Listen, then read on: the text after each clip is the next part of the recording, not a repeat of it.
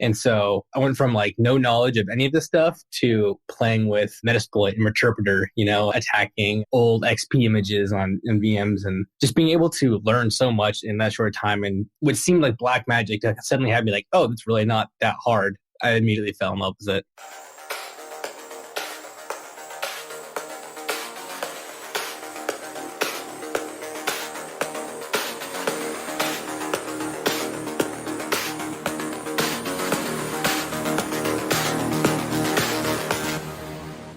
Hey everyone, I'm Eamon Elswa, and this is Getting Into Infosec. My guest this week is David Scrobonia. David is a creator-contributor of the ZAP Proxy heads-up display. It's a UI tool to make your proxy life easier. I wish this tool was out a long time ago. David has always been a builder.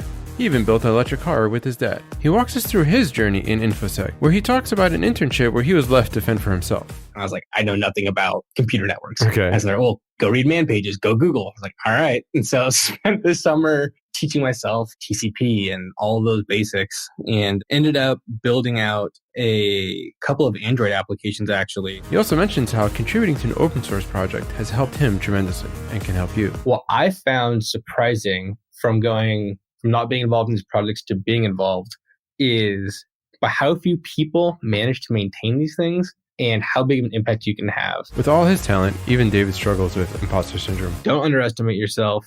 I know I personally have had a lot of trouble with the imposter syndrome aspect of it. Every week I try to highlight additional resources that can help someone in Infosec. So this week I had the pleasure of meeting Sam Bowen in person. So that was really cool. I got to give a talk in his class and it was broadcast live. So that was a first for me. And it was a real delight meeting this amazing person. I didn't know that all his classes are broadcast live. So anyone in the world can join the class, which I found really cool. And then of course the classes are all uploaded to YouTube. So there's a really healthy library of classes on his YouTube channel. So check out samsclass.info and I'll have the link in the show notes. If you have any questions or comments about getting into Infosec, you can reach me on Twitter at coffeewithAmon. You could also leave a comment on the site or email me at amon@gettingintoinfosec.com. If you like this show, please share with your friends and let others know. They might thank you for it. If you're serious about getting into Infosec, check out my book. Links in the show notes. All right, on to the show. Hey, David, welcome to the show. Hey, how's it going? Good. How are you doing? All right. All right. So, David, tell us about what you do today in the information security realm. Yeah. So I do security engineering at a company called Segment in the Bay Area. And Segment is a tool for consumer analytics to help companies understand their customers. And working on the security engineering team, it's a combination of application security, cloud security, and product security. We kind of just mash all of those responsibilities into one team, and there's about 5 of us on it. Okay, well, that's a lot of responsibilities. And what do you focus on primarily? I have more of an application security background, but learning a lot more about those other 2 disciplines as well. Mm-hmm. So would you say, as far as percentage in a month or in a week, where's your percentage? Probably 60% Appsec, 40% cloud security. Okay. We're starting to mix in our product security projects right now, and my coworker's been working on some cool projects in that area, but so far I've been mainly focused on those 2 things. Okay. So what does an application security engineer focus on? Walk us through some, a day in the life of David, for example. Yeah. Pick any day you want.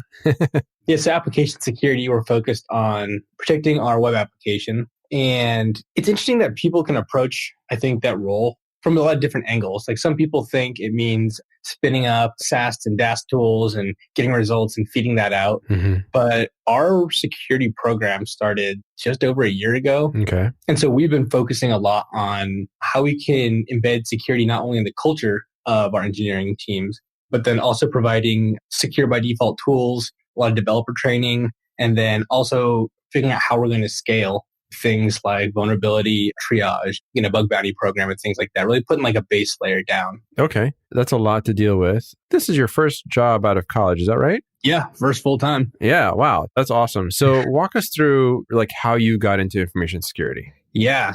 I think it's interesting. There's a lot of people in InfoSec, definitely a lot of people I respect who had, I think it's that really cool, gritty InfoSec background, right? They started in IT or They're playing in terminals when they were 6, all that sort of stuff. I mean, I got into computers mainly when I was in high school through our AP computer science class. Okay. I was fortunate enough to have a great professor to teach us that stuff. But I mean, at that point, it was Windows, Java, and Swing. It wasn't those typical skills you need for Infosec. Yeah. Okay. And before that, you really weren't tinkering with computers at home primarily? I enjoyed playing on them. Right. Did some like lightweight stuff. I mean, I think I played a little bit of BASIC, but I was most interested in architecture, and my dad is a mechanical engineer by trade, so did a lot of like building in the garage. Okay. So you did a lot of building in the garage. What are some cool projects you built in the garage? That's actually a good question. For my first car, we were thinking about fixing something up, getting something beat up and fixing it up because my dad has worked on cars for a while. But we decided to actually build an electric car. Oh, nice. And so there's this kit you can buy online, and you get this forklift motor, and you just get a bunch of batteries, and it's like some super loose instructions on how this thing's supposed to be wired together. And so we got this super beat up Porsche 914 for a couple $100 out of some guy's backyard. Wow. And it's a perfect car for it because it's got a mid-engine. Oh. And so you actually have a front trunk and a back trunk, which you fill with 15 golf cart batteries. Nice. Nice. And you wire all those together, take the engine out, put the electric motor right into the tranny. And so that was one of our bigger projects we did. And my dad's been using it for a commuter car for quite a few years That's now. amazing. It's still running? Yeah, still running, still good to go. He's replacing the batteries now. But yeah, it's pretty funny. If people in town see him zip around. That's awesome.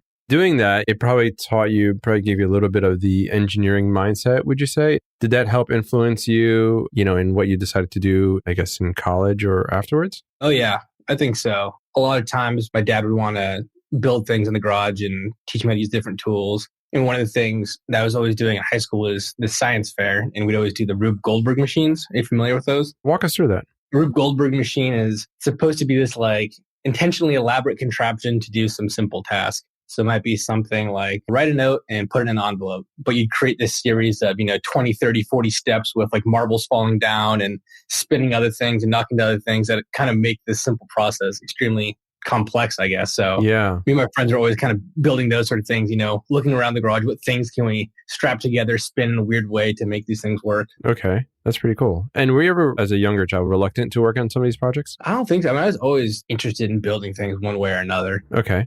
So fast forwarding, so you did some computers in high school, and then what did you do? Did you go to college? Yeah. So I went to school at Cal Poly in San Luis Obispo and went in as a computer engineering. So it's like half computer science and half hardware. Okay. Thinking at the time I wanted, because I was kind of like playing with my hands, I wanted to do more hands-on stuff, and quickly fell in love with the coding side, as a lot of people do. And while I was going to there was this guy, John Wright from Raytheon, who came one weekend, and he was hosting a full weekend, 3 days, hands-on workshop on intro to hacking. Oh, wow. And I had to check it out. Okay.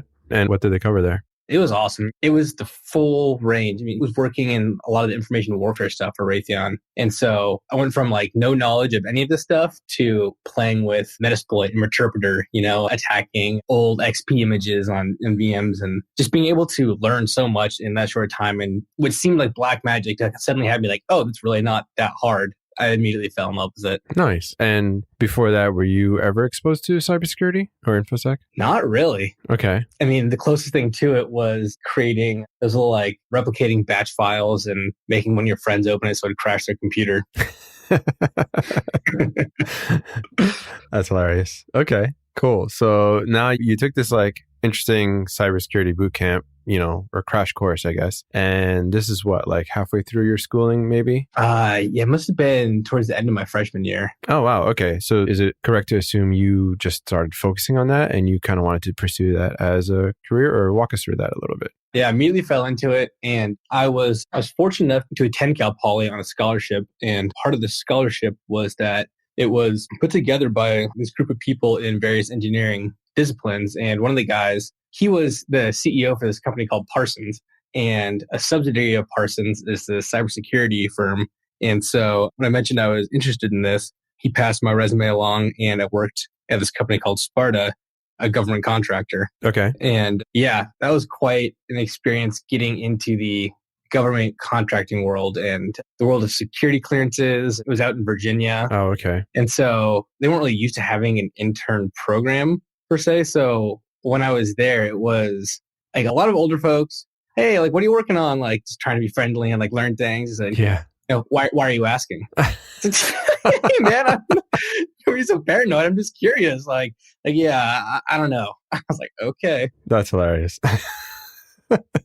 And so you're this kid intern at this company that doesn't really have a formal intern program, and you're just how did you get by? I mean, did you just have to make up something to do or what? It was interesting because, still super new to computer science and without this background in it. So, they wanted me to start doing some network stuff. Mm-hmm. And I was like, I know nothing about computer networks. Okay. And so they're, well, go read man pages, go Google. I was like, all right. And so I spent this summer teaching myself TCP and all of those basics and ended up building out a couple of Android applications, actually.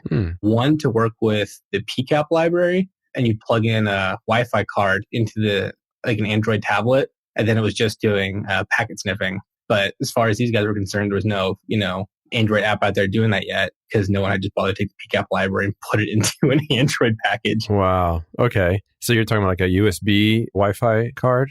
Yeah, exactly. Okay. And this is what year? Now, what year are you in school at this point? This would be the summer of my second year. Okay. And so I was working on that project and then worked on another one, some training software for military running drills, and it would kind of show GPS dots along the map, which is pretty neat. Okay. But yeah, definitely showing the wireless sniffing on Android tablet was a pretty cool project to work on, just going from not knowing networks to now just watching traffic flow by. Certainly, it was a huge learning experience for sure. Yeah. So you went from not knowing TCP/IP to building a packet sniffer in one summer.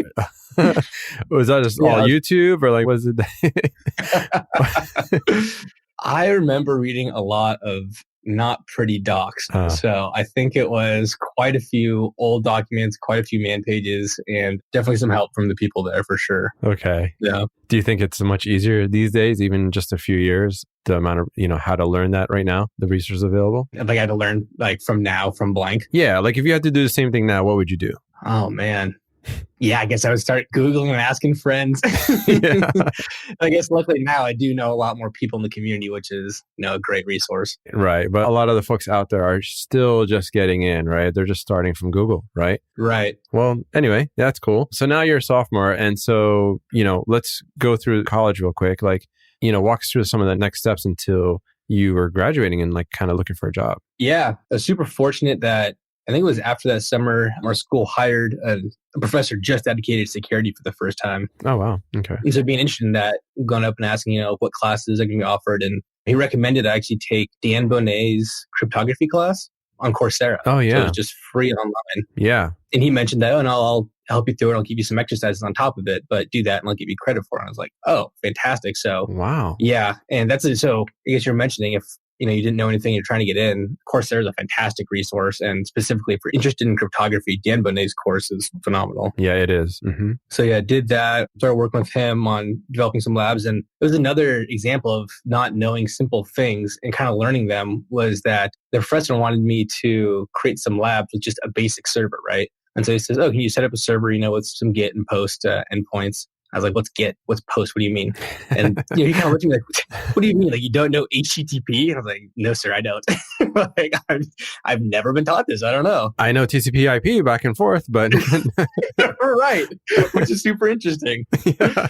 Okay. And so it's I don't know how to set up a server. And so going from zero to being like, oh, that's how a web server works. It's just a program and it just listens on these silly protocols, not that hard. Okay. Before you know it, right? It seems so daunting. Right. What actually happens, right? When you press, google.com, right? That whole question. Exactly. Okay. So you did that project. Now you're learning web. Okay. So you have TCP IP. Right. Uh-huh. Learning web and got really into that. And then I worked at an internship at a company called MindBody. They're a mobile app and a web app for booking yoga classes and gym studio stuff. Okay. And I was the first intern there on the security program. And that's where I learned all my Appsec chops and definitely kind of started honing in on that field in security. Okay. And is that because you just liked it? You found it easier? What was it attracted you to Appsec? The role became available, which is I think what initially pulled me into it. But then once I got into it, I think just because apps are so complex and always so public facing, I find the security issues with them so interesting. I mean, there's an infinite number of business logic issues that can be described, right? And there's just so much attack surface there. I think something about that really caught my eye. Yeah. And now all of a sudden you're kind of seeing the lines in the matrix behind this browser, right? Exactly.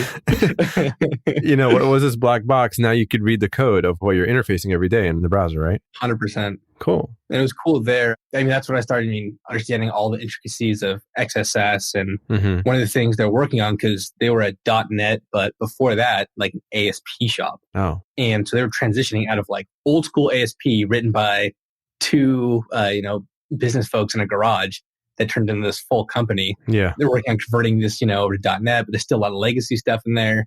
And so like the XSS protections and libraries are so much different than what I'm used to now, which is, you use React and you can forget about so many things, right? Because you have automatic output encoding. Okay. Oh, can you explain that for us? Yeah. Why is React better, or why is what you mentioned better than anything else, like, PHP or whatever it is, maybe? Right. I mean, PHP is the worst example I know, but that's why I chose it. Right. So. Because with cross-site scripting, the best way to prevent that attack from occurring is to encode your output. And so what that means is that when the browser gets all the code that you send it, all the HTML, any user information that's being rendered in there, you want to be encoded in a way that the browser doesn't interpret it as code, but instead interprets it as text. And so a lot of languages, you kind of had to do this yourself. Every time a user says, here's my name, you need to properly encode this thing before you display it on the website. Or else if they put, some script tags in there, your browser will think it's code and run some JavaScript. So with React, because it's this framework, it actually manages a ton of this for you. By default, when you take end user input and you throw it into a React app, it's going to automatically encode that for you, which just reduces XSS exponentially. Like you really have to punch holes in the React framework for these XSS issues to occur. Cool. That brings up a question I'd like to ask if we have time. Yeah. About as applications are getting more secure, is it harder and harder now to find bugs in them and significant vulnerabilities? Definitely not. I think with modern languages and frameworks, we can solve classes of bugs, which is awesome. Like those protections should be built into modern frameworks, SSS. But as our stack evolves, so do the challenges. And so even though we lose those things like server-side request forgery, SSRF, is becoming much more prevalent. Everyone kind of moving towards the cloud and a lot more distributed systems and microservices and things like that. Okay, that's good to know.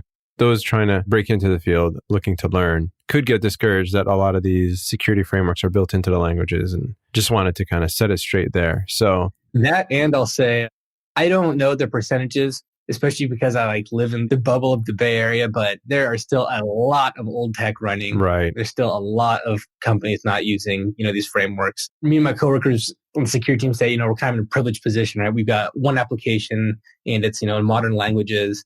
And, we'll talk to some of our friends in the industry and, they're working at places where they have hundreds of applications all running, older code bases that are just, littered with these kind of issues. So still plenty of opportunities out there. The world will be a long time before the world's perfect and secure. Okay. Nice.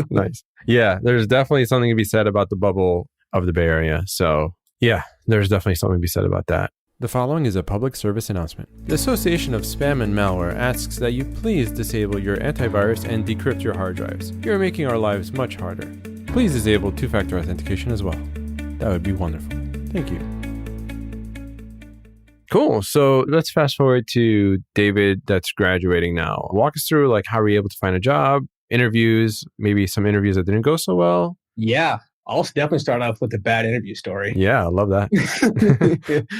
I had an internship in high school, and as a part of that project, I wrote an insane VB script on the backside of Excel. There's an engineer there who wasn't doing computer stuff by trade and hacked together this script, and it would take 16 minutes to run, and it would take all these inputs in this field and create this 400-page PDF. Wow. It was this insane block of code. Okay. And so I went in there, cleaned it up, sped it up so it would run, quickly. But part of that was changing some of the SQL queries. And all I was doing was kind of copying, pasting, tweaking. And this was all of my SQL experience still through going into college. I mean, I just never had a project where I was playing with that stuff. Yeah. But being a very naive young professional, I put on my resume that I knew SQL because I had played with it once a long time ago. And I went to an interview and they started asking me some SQL questions and clearly just not knowing it. And it was like halfway through the interview when they said, okay, we're going to stop this interview right now just so we can start giving you some lessons. You need to clean these things up. Don't put things on here that you don't know. And I remember being so mortified.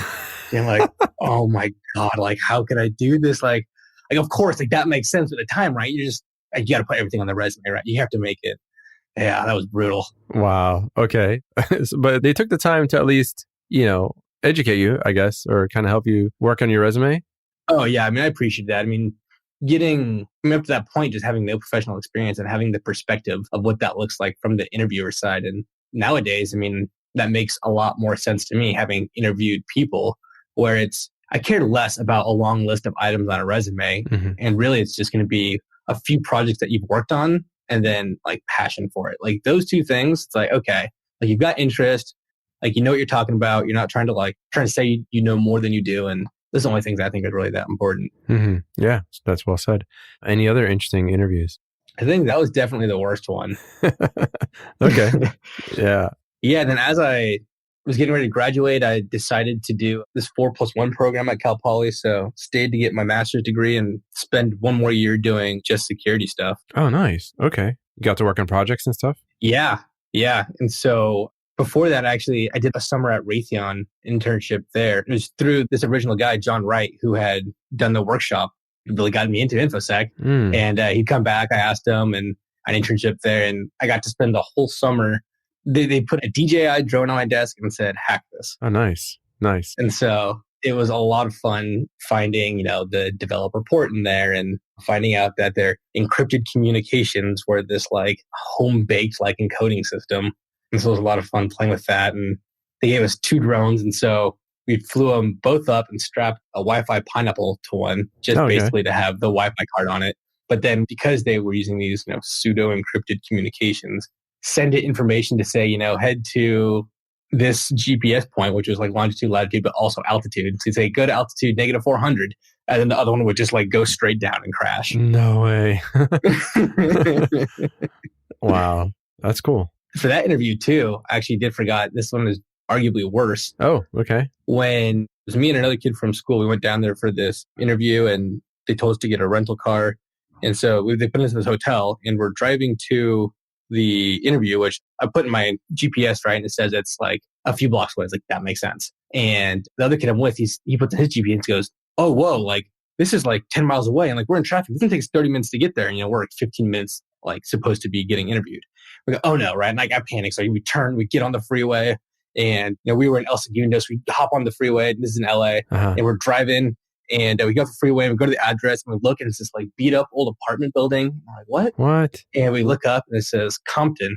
And we're like, this can't be correct. And then my phone dies and both our phones are dead. And all of a sudden, like, we're in Compton, our phones are dead, and we are 30 minutes late to our interview. Oh boy. And I was like, oh God. And so we worked our way back to the highway, drove until we saw the large Raytheon sign on a building. And then made it, navigated our way to there, managed to find the office, get in. And there was a couple other people interviewing for this internship as well. And I guess all we had missed is they had this group like hour-long like intro. So we didn't end up missing anything. And luckily these people were good sports that we told them the story. They just thought it was hysterical and just kind of made fun of me all summer for it. Because of course the place was 3 minutes away from our hotel. That's hilarious. At least you got it though, right? Yeah, that was extremely fortunate. I'm glad they had a good sense of humor, or else that would not have gone over well. Seriously. Yeah. Yeah. And then what about when you finally got the job that you have now? So how was that interview process? The interview process for this one was pretty interesting. And this is where I think with all those things, I've been working in the security industry, but I didn't really feel a part of any security community. Mm-hmm. And when I was working on my master's thesis, I stumbled across the App Sensor project. Have you heard of the App Sensor project? No, go ahead. Explain it for the audience. OWASP App Sensor project is an application layer intrusion detection system, which is a really fancy way of saying that it was a way to kind of monitor your web application. Mm-hmm. And so the way it'd work is you put these little snippets of code in interesting parts of your server. So, on failed login attempts, for example. Right. And it would just send kind of requests to this app sensor server you were running. It would say, hey, someone failed to log in.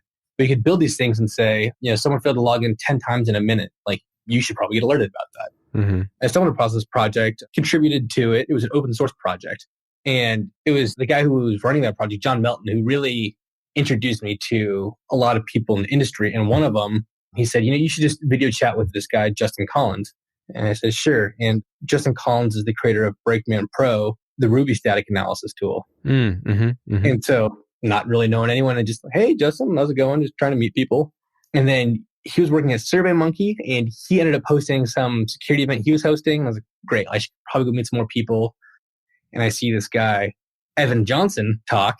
Mm-hmm. And he was the first employee, a security engineer at Segment. Mm-hmm. And that's where I currently work. And so it was meeting him at this meetup through someone I met from an open source project that ended up landing me where I am now. I met with him and he said, yeah, give me a call and let's do an interview. Nice. Networking, right? At the end of the day.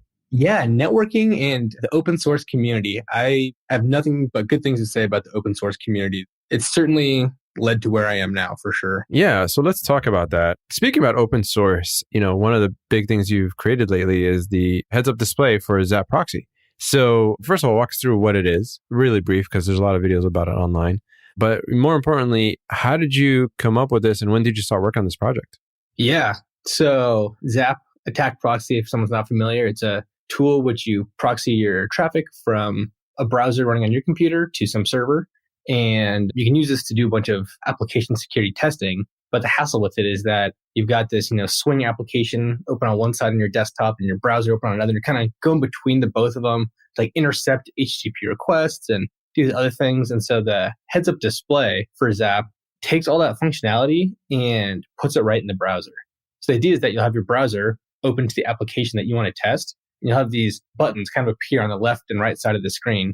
And you can interact with these buttons to trigger things like spidering your site or fuzzing certain forms. It essentially makes your life easier, whatever you are, QA, pen tester, bug bounty hunter, right? Exactly. Yeah. One of the motivations for the project was that we want developers to be able to use security tools, but it's such a hassle for even security professionals to use some of these tools because they're just not really built with user experience first. Right. It's like, why would we expect, asking a developer, hey, can you run this before, you finish your test? It seems unfair. And so we wanted to design this so that whether you were new to security, whether you're a developer, you're QA, whatever your needs were, we wanted this to be a low floor way to start getting involved in testing your application. Okay. And when did you actually start working on this? From my perspective, this actually started back in school. Me and a couple of friends were, we had a project for class and we wanted to create this vulnerability visualizer, right? We wanted to kind of just highlight forms in a web page that you could attack with, or that you might want to attack. And we worked on it for a little while. I mean, it was really ugly looking and didn't really do a whole lot. But there was the Google Summer of Code, this program where you can submit an idea to an open source project. And if they pick your idea, they'll give you a small grant to work on it. And so I took this idea and I submitted it to the OWASP ZAP project. And it was funny because the lead of that project, Simon Bennett, didn't end up picking my project. He had some other stuff he wanted to do, but he reached out to me and said, it's funny that you brought us this idea because I've actually had a similar idea for a while. But we haven't been able to get it off the ground. And he shared this small repo with me where he had this proof of concept, which looks surprisingly similar to the heads-up display you can see today, but with almost no functionality. I mean, the buttons were there, you could trigger some things. And from there, that was 2.5 years ago.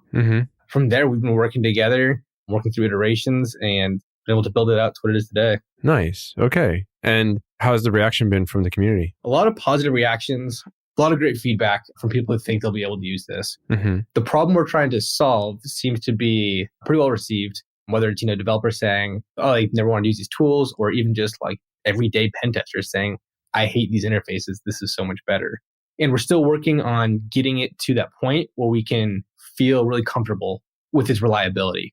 On certain sites, it works like a charm, and on others, it doesn't because, the web and browsers are just so wild. Yeah. So yeah, definitely had some positive reactions. Yeah. And I love where you can kind of add your own script and make a new button just pretty simply. I'm sure a lot of folks out there have their own scripts and, they're running them from wherever they are. Now they could just run them from inside ZAP, I guess. Yeah, it's a fantastic feature. So ZAP has this built-in idea of scripts. And so you can write your own code, whether it's in JavaScript, there's a few language support, I think Python, Java, and you can hook into the various parts of ZAP, or you can just run your code. And this feature is already built into ZAP itself, but we've exposed that to the heads-up display so that within just a few minutes, you can kind of copy and paste a few things, change a few fields, and whatever your custom script was, you'll now have a button for that in your browser on top of the application you're testing. So I think it's like a great use case for, QA or dev where, for my QA script, I kind of do this, this, and this. Right. Well, great. We'll run those tools, put in a button,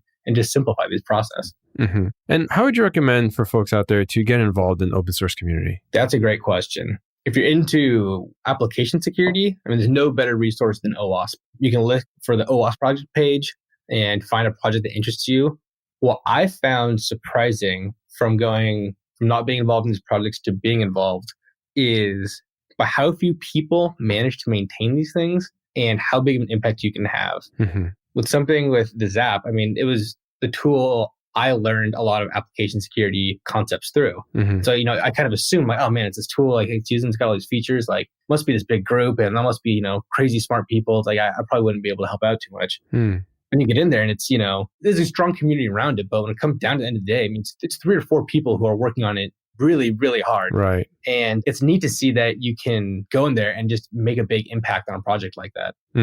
Yeah, I think there's a lot of need for help, but people don't maybe grasp that, or just like you said, basically underestimate the need for additional help in the open source community. That, and I think people underestimate what they're able to contribute. Oh, okay. Because at the end of all of my talks, I say, please come help us. Right. I taught myself JavaScript dev working on this project. I guarantee you, if you've done any JavaScript dev, you can probably do a lot better than this. Yeah. But even then, people say, it'd be cool to help. You guys, it's well, no, any small amount you can contribute, I'm sure someone will be able to help with. So for anyone who's listening and thinking, well, I probably can't do it, or maybe it's too much of a time drain, just reach out to a project that you like or start searching through concepts that you're interested in, whether it's outside of application security, and try to find an open source project that you'd want to contribute to. Though any good project owner will never say no to free help.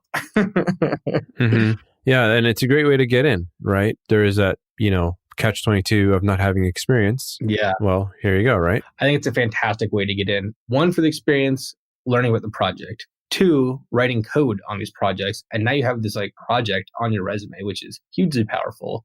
But then 3, and I think is most important, I kind of alluded to earlier, is the networking aspect of it. The people who work on these projects tend to be pretty smart and know other people in the community. If they're maintaining these things, to some degree by themselves or, with a few other people, great people know. And that's honestly how I've met so many people in this industry, is through that. And I would even say too, even if you don't feel like you have this technical or coding background, currently on the heads up display project, we have someone who's trying to get into Infosec and she wants to help us write documentation. And that is the most thankless but most needed job in so many fields of security and development. There's never enough documentation, and that is definitely one of our big pitfalls. And so that's another great way just to learn how it works, meet these people, even if you don't necessarily think you've got the development chops. Yeah, that's great. There's so many avenues to help. And at the end of the day, you're still helping people. So yeah, it's giving back, right? So there's that number 4, altruism, right? Kind of giving back and feeling good about helping out the community. Right. And having your name on some documentation, there will be a lot of people who see those documents and you'll get a lot of thanks for them. It's a great way to get your name out there. And specifically, how does someone check? I know, but maybe in your words, how does someone know that they need help? Do they check the issues page? In GitHub or whatever it is? GitHub is the most popular. So in GitHub, mechanically, how does one actually go about finding what needs to be worked on? I definitely can start looking at GitHub issues, but I'd say just from my limited experience, every single project needs help. Okay. There's very few projects where someone's like, oh, nope, I got it all done and I get all the things I want. No, there's always have visions for future ideas, features, bug fixes, any other thing. So for me personally, I found people just reaching out to me be the most helpful. So whether there's like a Slack community, there's an OWASP Slack group, or reaching out to someone on Twitter, or getting their email, or going to the GitHub and reaching out to them there, or finding an issue and tagging yourself on it, or opening an issue maybe if you have a feature idea. Maybe there are no issues listed as that you think that you want to help fix or build. Open up a new one for an idea you might have. In most cases, I can't imagine anyone not wanting someone like that to come work with them. Okay, awesome. So any parting advice for those trying to get into the industry? I would definitely say, don't underestimate yourself. I know I personally have had like a lot of trouble with like the imposter syndrome aspect of it. I like working on all these projects, and there's like days you feels like you're on the nail, right? It feels like you're cruising and you're learning all these things. And there's days where it's just like, oh my God, everyone here knows so much more than me, which is awesome because you got to learn a lot, but it's just like can be so deflating sometimes. And I think the best way to fight through that is just, one day at a time, one step at a time, and keep pushing towards it and trying not to underestimate yourself. I would say, additionally, get involved with the community as much as you can, even if you go to a few talks and, maybe sit in the back for a little bit if you're feeling nervous. Any open source, there's meetups in most major cities for whatever you're interested in. So go to meetups, meet people that way. And I harped on it and I'll harp on it again. Find an open source project of something you're interested in. That has for sure gotten me where I am today. So I'd recommend that to anyone. Awesome. Well, David, it's been a pleasure talking, and look forward to talking again in the future. Thank you very much. It's been a pleasure to be on. Yeah, thanks. Yeah. Bye. Thanks for listening to the show. Links will be in the show notes. If you have any questions or comments on the show, you can reach me on Twitter at Coffee with Eamon. If you like the show, please share with your friends and let others know. They might thank you for it. Intro music brought to you by Trash80, trash80.com, licensed under Creative Commons. Every week I let my guests pick their outro music, and this week it's Cancun by Topher Moore and Alex Elena. See you next time.